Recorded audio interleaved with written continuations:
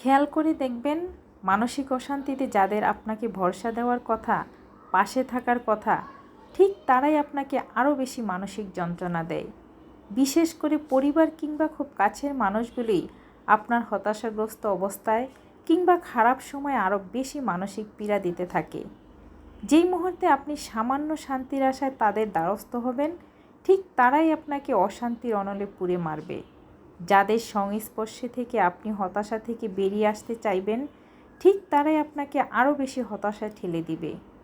চুপচাপ সয়ে যাওয়া ছাড়া কিছুই বলতে পারবেন না, অভিযোগ করতে পারবেন না। আপনার একটি অভিযোগের বিপরীতে তারা হাজারটা অজুহাত দাঁড় করাবে, আপনাকেই দোষারোপ করবে আপনার হতাশার জন্য। জানেন তো, জীবনের সবচাইতে কঠিন পরিস্থিতিতে দাঁড়িয়ে আপনি যার কাছে সামান্য একটু আশ্রয় চাইবেন, সেই মানুষটি আপনাকে দূরে ঠেলে দিবে। খারাপ সময়ে কিংবা হতাশাগ্রস্ত হয়ে মানুষ নিজেকে একা আবিষ্কার করে। অবশেষে বুঝবেন, মানুষ আসলে একা। পরিপক্কতা বোধহয় এই সময়ে আসে, যাকে বলে বোঝার বয়স। এই বয়সে এসে আপনি উপলব্ধি করতে পারবেন, পৃথিবীতে আপন বলতে মানুষের নিজেরই, আমি ছাড়া আর কেউই নেই। হ্যালো ভিউয়ার্স, আসসালামু আলাইকুম। আশা করি সবাই ভালো আছেন। আলহামদুলিল্লাহ, আমিও ভালো আছি। তবে ভিডিও প্রথমেই দেখতে পেরেছেন যে ইফতারি করতে বসেছি। শারীরিকভাবে অনেকটাই অসুস্থ। নিজে ইফতারি রেডি করে ইফতারি ভাজার জন্য কিচেনে গিয়েছিলাম, কিন্তু কিছুক্ষণ পরে শরীরটা হঠাৎ বেশি খারাপ হয়ে যাওয়ার পরে মেয়েদের উপরে ছেড়ে দিয়ে কিচেনের সব দায়িত্ব আমি আসলে চলে আসছি রুমে। তারপর মেয়েরাই আসলে ইফতারিটা রেডি করেছে। একদম সাধারণ সাদামাটা ইফতারি ছিল। আসলে শরীর অসুস্থতা যে কত বড়, আল্লাহ তাআলার সুস্থতা যে কত বড় রহমত এবং নেয়ামত, তা অসুস্থ হলেই বুঝতে পারি।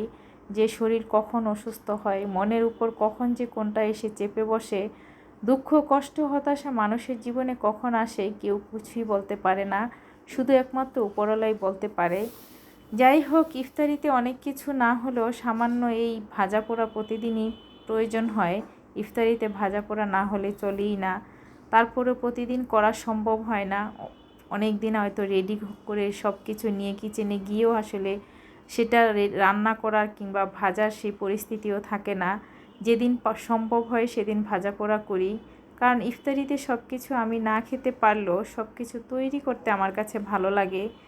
শরীর সুস্থ থাকলে আমার কাজের কোনো অলসতা লাগে না। শরীর সুস্থ থাকলে আমি আলহামদুলিল্লাহ সব কিছু করতে আমার অনেক ভালো লাগে। শরীর একটাই অসুস্থতা, আমার মাথা ব্যথা। যখন আমার মাথা ব্যথা হয় তখন মনে হয় যেন দুনিয়ার অশান্তি, টেনশান, খারাপ সব কিছু আমার মাথায় এবং শরীরে এসে চেপে বসে।